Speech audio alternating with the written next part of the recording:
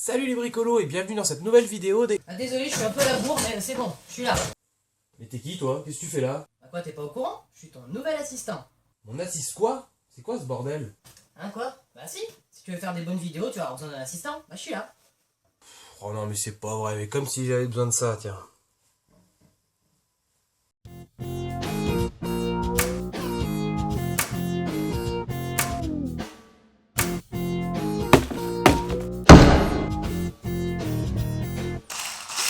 Non, c'est mort, je t'ai dit, j'ai pas besoin d'un assistant. Non, et puis ça va, le coup des personnalités multiples, c'est du vu et revu, quoi. Maintenant, copain des copains, il a un assistant, quoi. Tout le monde va crier au plagiat. Mais non, t'inquiète, mais... Non, non, c'est mort, je veux pas de toi, tu dégages. Ben ouais, mais je peux pas. Et pourquoi ça? Bah toi et moi, on est la même personne, en fait. Ah bah oui, mince. Comment on fait, alors?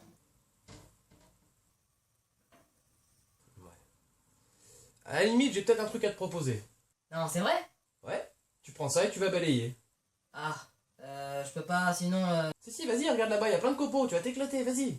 Bon, ok. Puis éclate-toi bien. Ou sinon, j'ai une idée. Tu dégages! Ok, j'y vais. Bon, on devrait être tranquille maintenant. Donc lors de ma précédente vidéo, on avait vu comment fabriquer de la colle à bois. Si, rappelez-vous, c'était ici. Si vous l'avez pas vu, vous pouvez encore cliquer dessus pour la voir. Je peux attendre un peu. Mais pas trop longtemps, hein. Y a du monde qui attend derrière. Hein. C'est bon? Et donc pour faire suite à cette vidéo, après avoir vu comment fabriquer la colle à bois, maintenant on va fabriquer la finition. Donc dans cette vidéo, je vais vous montrer deux recettes, toutes simples, également à partir d'ingrédients de cuisine. Donc la première sera une finition de style moderne, assez brillant, et la deuxième sera une finition de style rustique, plutôt ancien. Donc on attaque tout de suite avec la première, qui est extrêmement simple, vous aurez besoin que d'un seul ingrédient, du miel. T'es mignon toi? Et vous n'aurez besoin également que d'un seul outil, un sèche-cheveux. Vous pouvez piquer celui de madame, hein, mais faites ça discrètement, sinon elle va encore gueuler. Qu'est-ce que tu fais avec mon sèche-cheveux? Tu devrais peut-être éviter les blagues macho. Non, parce que d'après nos statistiques YouTube, 20% des spectateurs sont des femmes. Donc faudrait faire gaffe quand même. Les statistiques YouTube. Attends, mais d'où tu vas fouiller dans mon compte, toi? Je veux faire bouffer ton balai.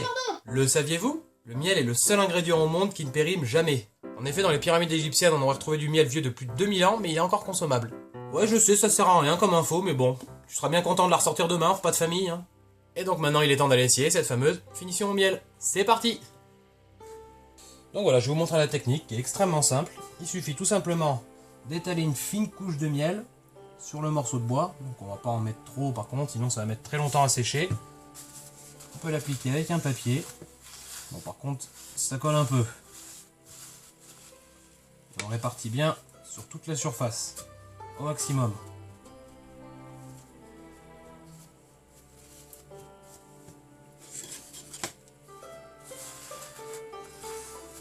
Et on essaie de bien répartir sur toute la surface, afin que la finition soit bien uniforme. Voilà, donc c'est maintenant que le sèche-cheveux va entrer en jeu. On va tout simplement faire sécher le miel pour le faire pénétrer dans le bois. Donc là par contre il va falloir y aller lentement, donc si vous avez deux vitesses sur votre sèche-cheveux, prenez la plus petite. Et en faisant des balayages pour éviter d'insister trop au même endroit, sinon le bois risque de craquer. Allez c'est parti!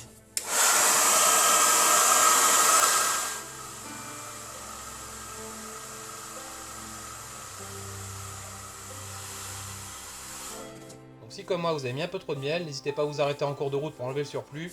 Le miel chaud sera un peu plus fluide et plus facile à enlever.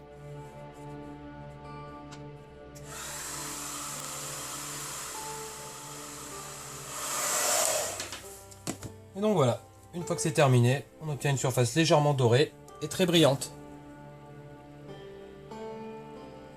Donc forcément cette finition elle s'applique que si vous avez des petites pièces dans ce style là à faire. Si vous avez un mug complet, ouais, pas terrible. Si vous n'avez pas envie de vous embêter, vous pouvez très bien mettre votre pièce au four. Bon, à basse température, à 50-60 degrés, pas plus. Par contre, surtout pas au micro-ondes, forcément, vous risquez de le griller. Et après, votre femme, elle va gueuler. Et je fais des blagues macho si je veux! Ok. Ouais. Et donc, l'avantage de cette finition au miel, c'est qu'on y revient une fois de plus, c'est une finition de qualité alimentaire. Donc, si j'ai envie, je peux faire ça. Pas mauvais. Donc maintenant, on va voir la deuxième recette, qui est une finition à l'oxyde de fer. Donc la teinture à l'oxyde de fer, c'est une méthode qui est utilisée depuis des milliers d'années, par exemple par les Égyptiens, encore eux, et donc par exemple ils utilisaient ça pour créer la couleur rouge sur les hiéroglyphes. Oh, comment il se raconte l'autre? 2 secondes.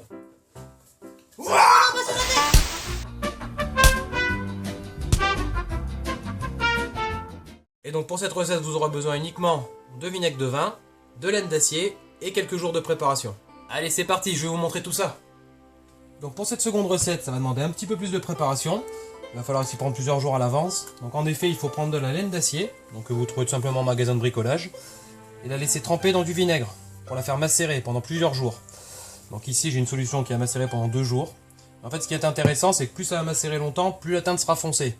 Donc si vous avez un projet, par exemple, ça peut être intéressant de faire plusieurs tests sur plusieurs jours, jusqu'à obtenir la teinte que vous voulez. Donc très important, on porte des gants. La raison est simple, c'est que ça tâche beaucoup. Donc tout d'abord, on va retirer le morceau de laine d'acier.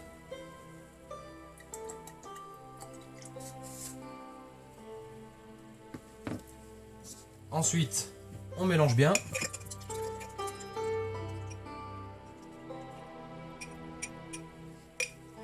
Et on applique sur le bois. Donc, pas besoin d'en mettre beaucoup. Au début, on a l'impression que ça teinte pas beaucoup, mais vous allez voir, l'effet se fait tout seul.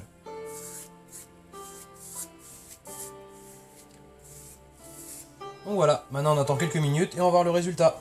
Donc voilà, au bout de 5 minutes, on peut voir que le bois a commencé à bien se teinter. On a des jolis reflets noirs. Donc maintenant, il faut essuyer le surplus. Donc en fait, tout ce qui n'a pas été absorbé par le bois.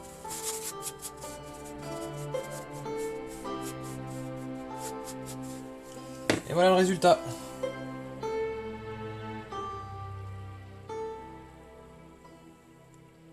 Donc si vous voulez une teinte encore plus prononcée, c'est simple, vous pouvez très bien passer plusieurs couches successives, donc en laissant bien sécher à chaque fois, au moins 1 heure ou 2 je conseille, et en essuyant surtout bien le surplus, sinon ça va tacher.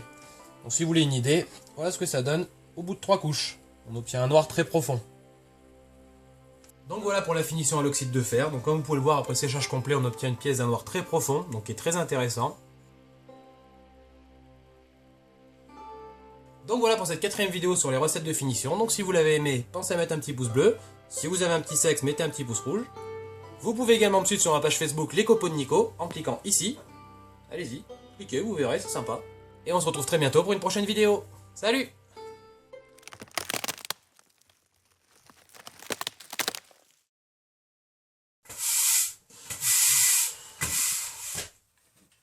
Il a laissé sa caméra là. Oh, c'est mon heure de gloire. Ah. Alors, je sais pas si vous avez remarqué, mais le manche d'un balai, ça ressemble quand même. Tu veux peut-être que je te le mette là où je pense, non?